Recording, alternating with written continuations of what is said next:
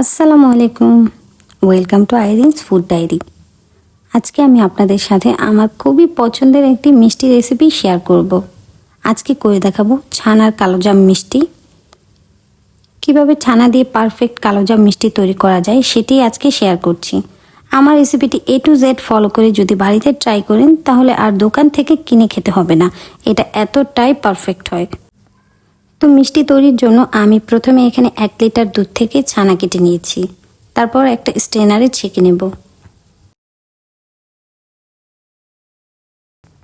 এরপর নর্মাল পানি দিয়ে ধুয়ে নিতে হবে যেন ছানাটা সম্পূর্ণ ঠান্ডা হয়ে যায়।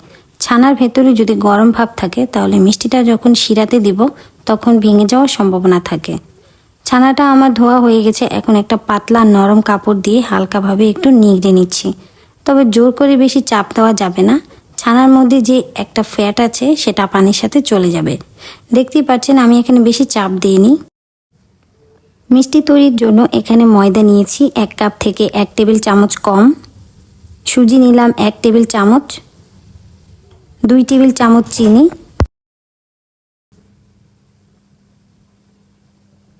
হাফ চা চামচ বেকিং পাউডার আর দেব 2 চিমটি বেকিং সোডা।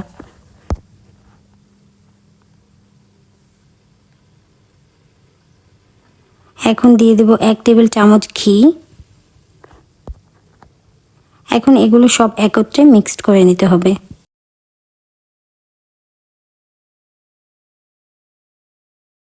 শুকনো ইনগ্রেডিয়েন্টসগুলো মিক্সড করা হয়ে গেছে। এখন একটা বোলে নিয়ে নিলাম 1 কাপ ছানা। এটা খুব ভালোভাবে মুথে নিতে হবে। আপনারা যদি 1 কাপ ছানার কালোজাম বানান তাহলে 1 লিটার দুধকে জাল করে ছানা কেটে নেবেন। আর আপনারা যদি আমার চ্যানেলে ছানা বানানোর রেসিপি দেখতে চান তাহলে অবশ্যই আমাকে কমেন্ট করে জানাবেন। ছানাটা যখন হালকা সফট হয়ে যাবে তখন এখানে দিয়ে দেব 1 কাপ গুঁড়ো দুধ। এখন আবারও গুঁড়ো দুধের সাথে ছানাটাকে ভালোভাবে মুথে নিতে হবে। 5 মিনিটের মতো মুথে নেওয়ার পর এখানে মিশিয়ে রাখা শুকনো উপকরণগুলো দিয়ে দেব।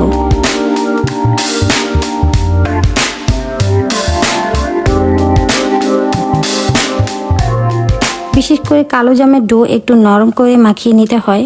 আমার পরিমাণটা একদম পারফেক্ট ছিল, তাই এখানে কোনো প্রকার পানি বা লিকুইড মিল্কের প্রয়োজন হয়নি।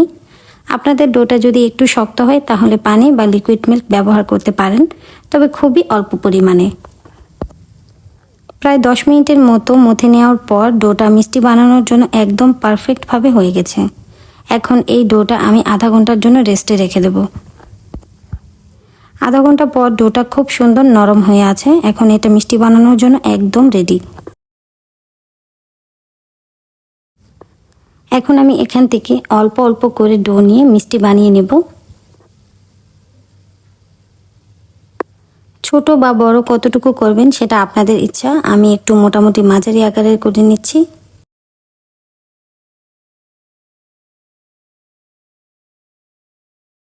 এই যে দেখুন আমি এতটুকু করে বানিয়ে নিয়েছি। আর আমার মিষ্টির মধ্যে কোনো ক্র্যাক বা ফাটল নেই। এটা খেয়াল রাখতে হবে যেন মিষ্টির ভেতরে ক্র্যাক বা ফাটল না থাকে, না হলে কিন্তু আপনার মিষ্টিটা তেলে ছাড়ার পর ভেঙে যাবে।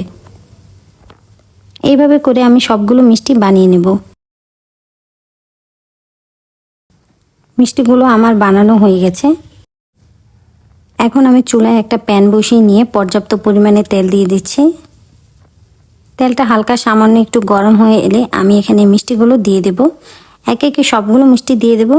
খেয়াল রাখবেন তেলটা যেন বেশি গরম হয়ে না যায়, এতে করে মিষ্টি দেওয়ার সাথে সাথে পুড়ে যাবে, আবার অনেকটা হার্ডও হয়ে যাবে। মিষ্টিগুলো একে একে উপরে চলে আসছে। একটা স্প্যাচুলার মাধ্যমে হালকাভাবে মিষ্টিগুলোকে 2-3 মিনিটের মতো করে ভেজে নেব। দেখতেই পাচ্ছেন আমার একটা মিষ্টিও ভাঙেনি। আপনি মিষ্টির কালারটা কতটুকু চাচ্ছেন ঠিক ততক্ষণ পর্যন্ত ভেজে নেবেন।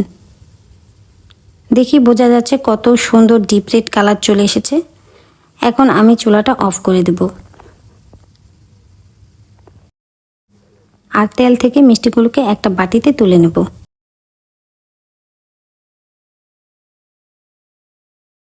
এখন আমি শিরা তৈরি করে নেব। শিরা তৈরি করার জন্য এখানে আমি 1.5 কাপ চিনি দিয়ে দিলাম আর পানি দেব 3 কাপ পরিমাণ। একবার ফুটে ওঠা পর্যন্ত চিনি শিরাটাকে একটু জাল করে নেব। এই মিষ্টিটাকে তৈরি করার জন্য আমাদের দরকার হবে একটা পাতলা শিরা। এখন দিয়ে দেব 3-4টে এলাচ। এটা দেওয়ার কারণে খুব সুন্দর একটা অ্যারোমা আসবে। এখন এই শিরাটা আমি আরও 2-3 মিনিটের মতো জাল করে নেব। এখন এই গরম শিরার মধ্যে দিয়ে দিচ্ছি হালকা গরম মিষ্টি।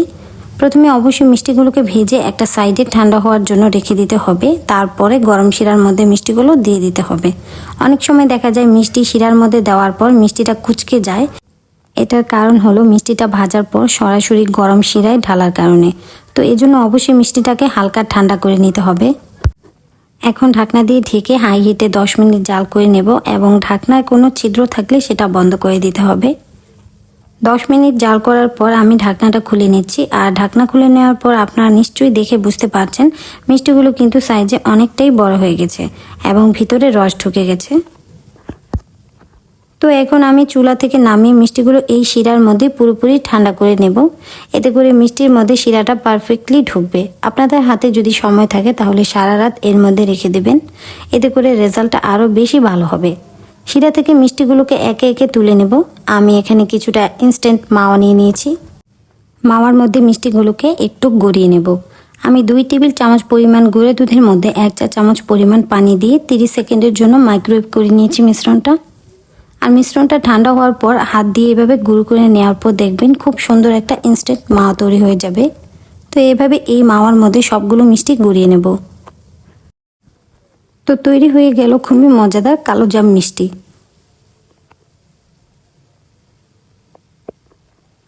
এখন আমি আপনাদের একটা মিষ্টি কেটে দেখাচ্ছি যে এর ভেতরটা কেমন হয়েছে। কতটা ইজিলি কেটে নেওয়া গেল এবং দেখে নিশ্চয়ই বুঝতে পারছেন এটা কতটা সফট এবং পারফেক্ট হয়েছে। আর খেতেও আলহামদুলিল্লাহ একদম পারফেক্ট টেস্ট এসেছে।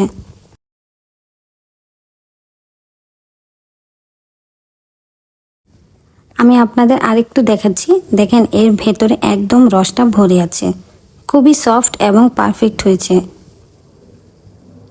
আমি আশা করছি আমার আজকের রেসিপিটি আপনাদের কাছে ভালো লেগেছে। তাহলে আজকের মতো আমি এখানেই বিদায় নিচ্ছি। সবাই ভালো থাকবেন, সুস্থ থাকবেন। আল্লাহ হাফিজ।